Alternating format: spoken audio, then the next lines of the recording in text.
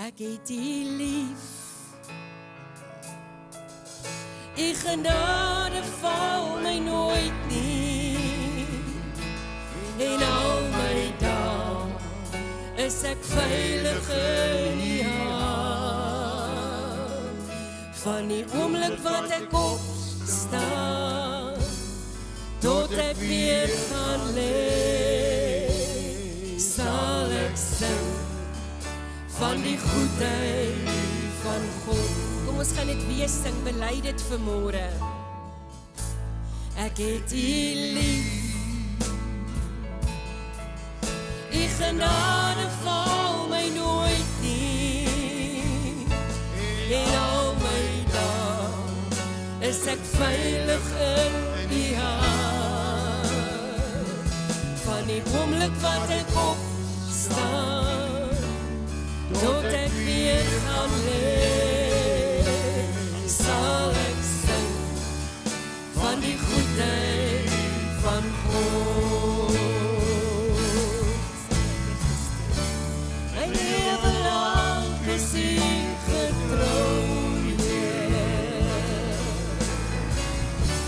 my lewe lang is U net so goed. Elke asem wat ek hoor, sal ek sing van die goedheid van God. U stem het ek lief. Deur die vuur lei my in die donker nag, naby soos niemand anders. Ek ken U as 'n Vader, ek ken U as 'n vriend, en ek leef in die goedheid van God. My lewe lang is U getrou, my lewe lang is U net so goed. Met elke asem wat ek hoor, sal ek sing van die goedheid van God. U stem het ek lief, U stem het ek lief. Deur die vuur lei my in die donker nag, naby soos niemand anders. Ek ken U as 'n Vader, ek ken U as 'n vriend, en ek leef in die goedheid van God. My lewe lang is U getrou, my lewe lang is U net so goed. Met elke asem wat ek hoor, sal ek sing van die goedheid van God. Sal ek sing van die goedheid van God. Sal ek sing van die goedheid van God. En ek wil vanmôre klaarmaak en ek gaan stop vanmôre. En ek wil met jou vinnige gedagte deel rondom die loon en die bruilof. En ek gaan vra dat Jana weer vir ons daar die laaste prentjie sal opsit. Jy sit vir ons 'n prentjie daarop, daar sy. En ek het 2 minute, dan wil ek begin vanmôre. So ek het 2 minute om te sê wat ons die laaste week of 2 of 3 oor gepraat het. En dan is ek klaar. Ek maak vandag klaar oor die eindtyd. Ek voel in my gees, die Here het sy doel bereik. Ons leef in die laaste minuut van die kerkdispensasie en die meeste van ons stem daarmee saam. Ons weet dat die volgende groot gebeurtenis op die kerkkalender is die wegraping van die bruid. Ons weet dit gaan skielik wees, die grafte sal oopgaan en ons sal weggevoer word saam met hom na ons hemelse woning. Dit gaan vinnig wees, daar gaan nie tyd wees om reg te maak nie, daar gaan nie tyd wees om nog met iemand te deel nie. Jy moet elke dag leef asof die Here enige oomblik kan kom. Dis die einde van die storie. Na die wegraping van die bruid begin die verdrukking op aarde.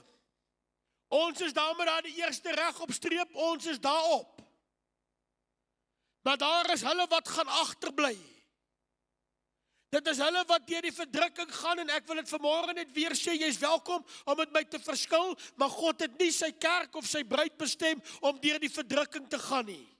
As iemand met my daaroor stry en ek sê altyd vir iemand, as jy werklike behoefte het om deur die verdrukking te gaan, jy is welkom, maar my Bybel leer my dat die Here het die prys betaal sodat ek en jy nie deur die verdrukking hoef te gaan nie. En na die wegraping van die bruid sal daar 'n verdrukking wees van ongeveer 7 jaar. Ons noem dit the years of the tribulation of die groot verdrukking en die klein verdrukking vir ongeveer 7 jaar. En daardie 7 jare gaan my nie herhaal nie, julle kan die vorige boodskappe luister. En daardie 7 jaar sal die oordeel en die strafgerig van God sal op die aarde los wees en dit sal 'n tyd wees van ongekende rampe, smarte en ellende. Wat probeer ek vinnig vir jou sê? Jy wil nie op hierdie aarde wees in die tyd van verdrukking nie. Ek het nou 'n dag daaroor gepraat. 3 dae het gesê dat daar sal 3 prominente persone of groepe wat sal optree tydens die tyd van verdrukking. Onthou, ek is nog hier op die aarde. Ons gaan vandag 'n bietjie praat oor waar ek en jy heen gaan. Die eerste een is die anti-kris. Ek gaan nie weer oor die anti-kris praat nie. Hy wat in die tempel gaan sit, dis waar die 666 inkom en al daardie goed. Die 2 getuies gaan optree. Ons het laasweek dink ek oor hulle gepraat. Hulle wat op die tempel van Jerusalem sal staan en die koningskap van Christus sal propageer. Ons het oor hulle gepraat en dan het ons gepraat oor die 144.000. Die wat nie weet wie is die 144.000 nie, dit is 12 uitgekies, elkeen uit die stam van Israel uit. So daar sekere mense wat propageer net 144.000 mense gaan hemel toe. Ek is baie jammer vir hulle. Maar daar gaan hulle wees ook tydens daardie tyd en ek wil praat oor hulle wat agtergebly het, wat nie gaan buig nie, wat nie gaan kniel nie, wat nie die merk gaan aanvaar nie. En hulle gaan met hulle bloed daarvoor betaal. En jy het vir mekaar gesê, die een ding wat ons nie wil doen nie, ek en jy wil nie agterbly as die Here sy bruid kom haal nie. En daar's mos altyd ouens wat 'n kans wil vat. Daar's mos altyd ouens wat wil weet, is daar nie 'n agterdeur nie. En daar's ouens wat al gesê het, nou maar goed, as ek dan die wegraping mis, dan is dit oukei, want daar's nog steeds 'n kans na die wegraping, al moet ek dan nou met my lewe daarvoor betaal. Ouens wat so sê, besef nie die ellende en die smarte wat op die aarde gaan wees, as die bruid klaar weg is nie. En net vir die ou wat sê, ek gaan my saak regmaak na die wegraping, hoe weet jy of jy die wegraping gaan sien? Jy weet nie eers of jy môreoggend nog gaan asemhaal nie. Dis 'n gevaarlike speletjie om te speel. En ek wil vanmôre dit vinnig kyk na wat vir die gelowige wag. Is jy nog met my vanmôre? Na die wegraping van die bruid, gaan ek en jy voor die regterstoel van God verskyn. Ek gee die groot prentjie. As jy wil, kry my vir koffie, dan kleer ons dit nou in, met al die details en die Griekse name en al daardie klas van goed. Ek gee net 'n groot prentjie vanmôre. Na die wegraping kan ek daardie ander prentjie kry gou vinnig. Na die wegraping, ons is met daardie eerste rolpyltjie, is ons op. Ek en jy gaan nie op die aarde agterbly nie, ek en jy gaan op. En na die wegraping gaan ek en jy, die bruid, gaan voor die regterstoel van God verskyn. Ek wil hê dat jy moet verstaan vanmôre, ek en jy gaan voor die regterstoel van God verskyn, nie om geoordeel te word nie, maar om ons loon te ontvang. Kan ek vir jou lees 2 Korintiërs 5 vers 10? Ek haas my want ek wil klaarmaak vanmôre.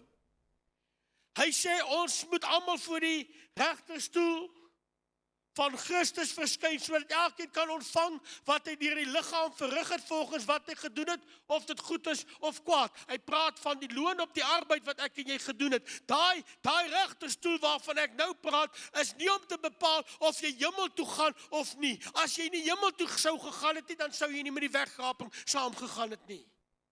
Daai is die loon wat die gelowige sal ontvang. Romeine 14 vers 10, ek het net 2 skrifte van 'n klomp uitgekies. Hy sê, maar jy, waarom oordeel jy jou broeder? Of jy ook, hy sê, waarom verag jy jou broeder? Sê, ons het mos 'n manier om na mekaar te kyk partykeer. Hy sê, want ons sal almal voor die regterstoel van Christus gestel word. Ek wil hê ons moet gou vanmôre eenvoudige Afrikaans praat. Ek en jy gaan nie voor die regterstoel van God staan na die wegraping om te hoor of ons hemel toe gaan en of ons hel toe gaan nie. Dit is nie waaroor dit gaan nie. Ek en jy gaan na die wegraping voor die regterstoel staan, sodat die Here sal bepaal hoe danig by in jou werke was hier op die aarde, en sodat ek en jy loon kan ontvang vir dit wat ons hier op die aarde gedoen het. Is jy nog met my vanmôre? Die woord van die Here en die Bybel is baie, baie duidelik. Die Here sal sy kinders beloon vir alles wat hulle hier op aarde doen ter wille van sy naam. Matteus 10:42 sê, dis 'n interessante skrif, hy sê elkeen wat een van die kleintjies, julle moet 'n bietjie gaan studeer net oor hierdie skrif, een van die kleintjies net 'n beker koue water laat drink, omdat hy 'n disipel is, voorwaar ek sê vir julle, hy sal sy loon sekerlik nie verloor nie. Loon vir wat? Glas water, né? Matteus 5:12, hy sê, verbly en verheug julle omdat julle loon groot is in die hemele, want so het hulle die profete vervolg wat voor julle ook gewees het. Verheug julle, daar's 'n loon in die hemele. Vir wie is die loon? Die loon is nie vir hulle wat hel toe gaan nie, hulle kry niks. Vir wie is die loon? Die loon is vir die bruid. Vir wat? Vir dit wat hulle gedoen het hier op aarde. Openbaring 22:12 sê, en kyk, ek kom gou, en my loon is by my, om elkeen te vergeld, soos sy werk sal wees. Met ander woorde, die Here kyk na wat ek en jy doen, en die woord van die Here sê, die Here kyk met na die gesindheid waarmee ek en jy dit doen, en as die werk wat ek en jy doen, en die gesindheid waarmee ek en jy dit doen, ek wil dit weer sê, dis waaroor die beoordeling gaan. Die beoordeling gaan nie oor hemel en hel nie, die beoordeling gaan oor die gesindheid van my en jou hart, en as ons werke en ons gesindheid oor jou komstig die wil van die Here is, dan sal ek en jy daarvoor loon ontvang. Ek wil vanmôre vir jou vra, ek het 3 goed neergeskryf en ek wil dit by jou los vanmôre. Dink jy wat getrou is, dat God sien jou nie? Dink jy wat die ekstra myl stap ter wille van God se werk, dat God sien jou nie? Dink jy wat arbei in die akker van God, dat die Here sien jou nie? Ek wil hê dat jy moet vanmôre verstaan, en ek moet keer wat ek wil vanmôre begin preek. Ek wil hê vanmôre, kind van God, jy wat die pad stap, jy wat insit, jy wat getrou is, jy wat arbei, jy wat baie keer jouself tekort doen ter wille van die naam van Jesus. Ek wil hê jy moet weet dat die Here sien alles, hy weet alles, en hy het beloof, ek sal jou beloon vir dit wat jy op die aarde gedoen het. Wil jy met my gou hoor? Daar is mense wie se skatkamer op aarde leeg is, maar hulle hemelse skatkamer is vol. Het julle al daai skrif gelees? Mense wat se skatkamer op aarde leeg is, maar hulle hemelse skatkamer is vol. Daar's mense wat se aardse skatkamer vol is, maar hulle het geen loon in die hemel nie. Het julle dit ook gelees? Maar my gebed is vanmôre, dat die Here jou so sal seën, en dat die Here jou so sal gebruik, dat jou aardse skatkamer vol sal wees, en dat jou loon in die hemele groot sal wees. Met ander woorde, ek haas my vanmôre. Wat gebeur eerste? Die Here kom ons haal, ons gaan op. Waarheen gaan ons?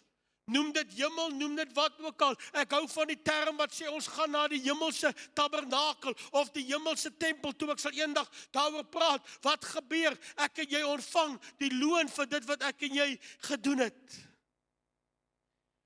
En wat gebeur dan verder? Dan, vir die res van daardie tyd, gaan ek en jy deel hê aan wat ons al gehoor het van dat ons so klein kindertjies is dit die bruilof van die lam. Wie het al gehoor van die bruilof van die lam? Ons het daar die koortjie altyd gesing, en die sal nou weet, gaan jy saam na die bruilof van die lam. Onthou jy daai koortjie? Die bruilof van die lam. So ons gaan op, ons beweeg binne die hemelse tabernakel in, of die hemelse tempel in, om dit so uit te druk. Ons sal die loon ontvang vir dit wat ons gedoen het. Die gesindheid waarmee ons dit gedoen het, want mense kan die regte ding met die verkeerde gesindheid ook doen. En dan is dit die bruilof van die lam. Kom ek lees vir Openbaring 19 vers 7. Hy sê, laat ons dan bly wees. Zoja, kom lees gou hier vir my. Dat ek net my baadjie kan uittrek, want ek sweet hierso. En ek met 'n mic in my hand, en ek kry nie my baadjie uitgetrek nie. Lees vir my Openbaring 19 vers 7 tot 9. Laat ons bly wees en ons verheug aan hom die heerlikheid gee, want die bruilof van die lam het gekom en sy vrou het haar gereed gemaak. En aan haar is gegee om bekleed te wees met rein en blink fyn linne, want die fyn linne is die regverdige dade van die heiliges. Toe sê hy vir my, skryf salig is die wat genooi is na die bruilofmaal van die lam. En hy sê vir my, dit is die waaragtige woorde van God. Amen, salig is hulle wat genooi is na die bruilof van die lam. Kan ek vir jou sê vanmôre, mag ek dit maar vir jou sê vanmôre, kind van God, jy wie se saak met die Here reg is, jy wat reg is as die Here jou nou kom haal, jy is genooi na die bruilof van die lam. Die een skrywer stel dit so mooi, en ek wil hiermee afsluit, gee my nog 10 minute. En ek wil hê, Shana, kan jy vir my net saggies speel, en kyk vir my asseblief, dat Shana nie harder speel as wat ek praat nie, asseblief. En die een skrywer skryf dit so mooi. Hy sê, om die bruilof van die lam te verstaan, moet jy die huwelikstradisie in die tyd van Christus ook verstaan. En in die tyd van Christus, ag, is so mooi. As 'n jong man sy oog het op 'n jong dame, en hy het planne met die jong dame, hy wil haar graag sy bruid maak, dan gaan besoek die bruidegom die familie van die bruid. Hy gaan na haar familie toe. En ons tradisie sê ons, hy gaan ouers vra. En dan gaan hy na die familie toe, en hy verklaar sy liefde, en hy verklaar sy voorneme om in die huwelik te tree. En dan is dit nie sommer net van trou soos ons vandag nie. Dan betaal hy, die Engelse woord sê dowry. En ek het dit gaan soek, wat is dowry in Afrikaans? Dit is nie dit is bruidskat. Met ander woorde, hy bring 'n geskenk wat vir die familie van die bruidegom aanvaarbaar sal wees. Dis die eerste stap, dat hy moet sy liefde gaan verklaar. En hy moet 'n aanvaarbare prys of 'n geskenk vir die familie bring. En ek kon nie help toe ek dit lees. Toe roer daar iets in my binneste, Want ek dink aan God die Vader het deur sy seun sy liefde aan my en jou verklaar.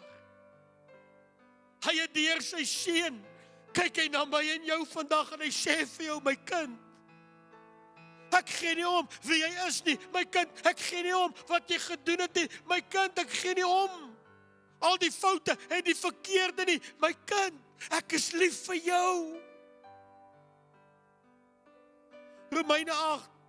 Romeine 5:8 sê, maar God bewys sy liefde tot ons daarin, dat Christus vir ons gesterf het, toe ons nog sondaars was. Is dit nie 'n ongelooflike skrif nie?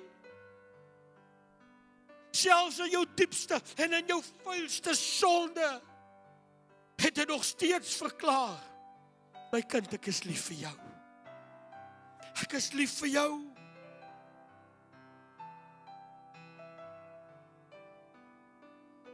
Toe die bruidsoffer, die bruidskat moes betaal word. Kan ek vandag vir jou sê, dit is die evangelie. Op Golgotha is die kontrak geskryf en die prys betaal. Op Golgotha, op die kruishout van Golgotha, is daar 'n kontrak wat sê, my kind, jy is myne, my kind, jy is duur gekoop deur my kosbare bloed. 1 Petrus 1:18 sê, hy sê, julle weet, dat julle nie deur verganklike dinge, silwer of goud losgekoop is uit julle ydelle lewenswandel, wat deur die Vader se oog gelewer is nie, maar deur die kosbare bloed van Christus, soos van 'n lam, sonder gebrek en vlekkeloos. Die eerste stap is klaar. Die liefdesverklaring is gedoen. Die bruidskat is betaal. Dat hy wat 'n oor het, hoor wat die Gees vanmôre aan die gemeente sê. En die tweede stap is dat die tyd van wag. En wanneer daar die jong man klaar sy liefdesverklaring en sy voorneme aan die lig gebring het en die bruidskat is betaal, dan is daar 'n tyd van wag en 'n tyd van voorbereiding, want sy sien, in daardie tyd het die bruid nie geweet wanneer die bruidegom kom nie. 'n vreemde tradisie, gaan lees op daaroor, sy het nie geweet nie. Elke dag het sy maar geloer, so by die venster uit, en gewag, wanneer kom my bruidegom? Sy het 'n verwagting in haar hart gehad, daar was 'n afwagting. Sy weet nie wanneer nie, maar sy weet, hy gaan my kom haal, en sy wag daar. Alles is gereed. Was die tradisie van daardie tyd. Sy het geweet sy gaan trou. Sy het nie geweet wat is die datum nie. Sy het net gewag. Gereed en sy het gewag. O, Pinksterkoortjie, ons sing mos nie meer die Pinksterkoortjie so baie van hulle nie. Maar die ou Pinksterkoortjie het hierdie woorde en ek het dit onthou vanmôre terwyl ek bid, te skryf ek dit gou neer. Die woorde van daardie koortjie sê dat ons kyk in hierdie laaste tyd met 'n bly verwagting voor ons uit. Hy sê, want gou en ware heerlikheid kom ons koning, kom ons heiland en ons Heer. En dan begin die koor wat sê dat hy is spoedig hier. Hy is spoedig hier. Met blydskap wag ons op sy wederkoms, die môre vroeg, die middag of die aand. Ons weet, dit is op hand. Kerk, ek wil vir jou sê, dat ek en jy moet elke dag leef met 'n wederkomsverwagting. Ek en jy moet elke dag leef met die wete dat ons bruidegom is op pad. En dan sit daar die bruid, en dan kyk sy maar so by die ruit uit, en sy loer by die deur uit, alles is reg. En op 'n dag, dan sal sy 'n geritsel hoor daar in die strate.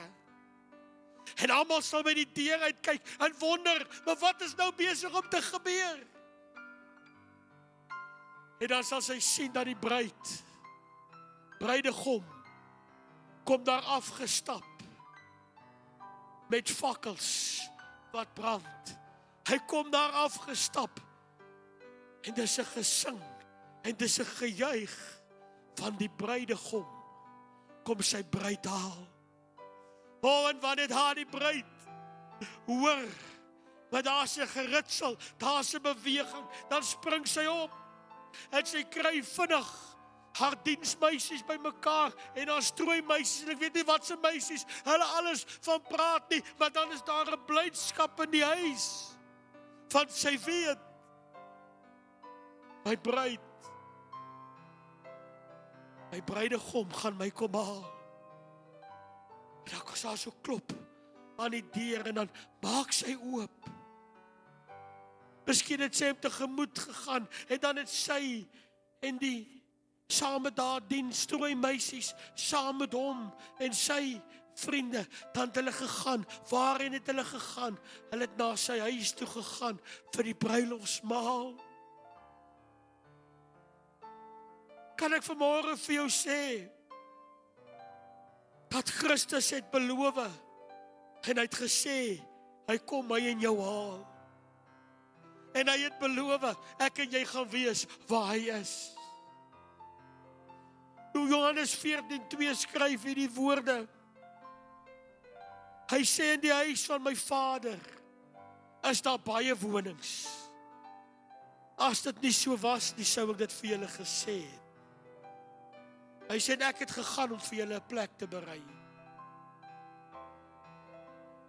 En as ek gegaan het en vir julle 'n plek berei het, hy sê, dan kom ek weer, en ek sal julle na my toe neem. Ek wil hê julle moet let op daardie bewoording. Hy sê, ek sal julle vat daar waar ek is. Daar waar ek is. Sodat julle ook kan wees waar ek is. 1 Korintiërs 2:9 sê, wat die oog nie gesien het, en die oor nie gehoor het, en in die hart van die mens nie opgekom het nie, het God berei vir die wat hom lief het. Dis die bruilof van die lam. En dan gaan ons saam met hom 'n feesmaal hou. Kom ek hierdie ou gebeds. Partykeer is ek lief om so met hom te bid. Wanneer hy ons kom haal het, en ons het ons loon ontvang, dan gee hy vir ons 'n nuwe kleed, die bruilofskleed, hy wit linne waarvan Zoya gelees het, en ons gaan deel hê aan die bruilof van die lam. 'n bruilof van die lam wat ons vir mekaar gaan sê, dat God se genade oor ons was genoeg. 'n bruilofsmaal, kan ek gou my menslikheid praat, 'n bruilofsmaal, waar ek vir Marius kan kyk en sê, Marius, ons het dit gemaak. 'n bruilofsmaal, waar ons vir mekaar kan sê, nou is ons vir altyd by hom.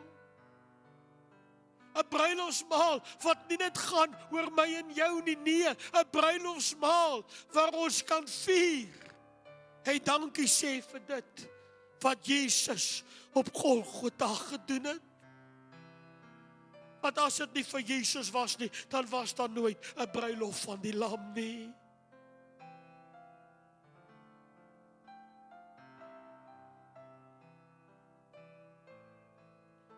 Petra gaan vir ons 'n item lewer, en ek wil vra dat sy dit gou reg kry. En ek wil net, terwyl ons kyk na wat sy op die hart het vanmôre,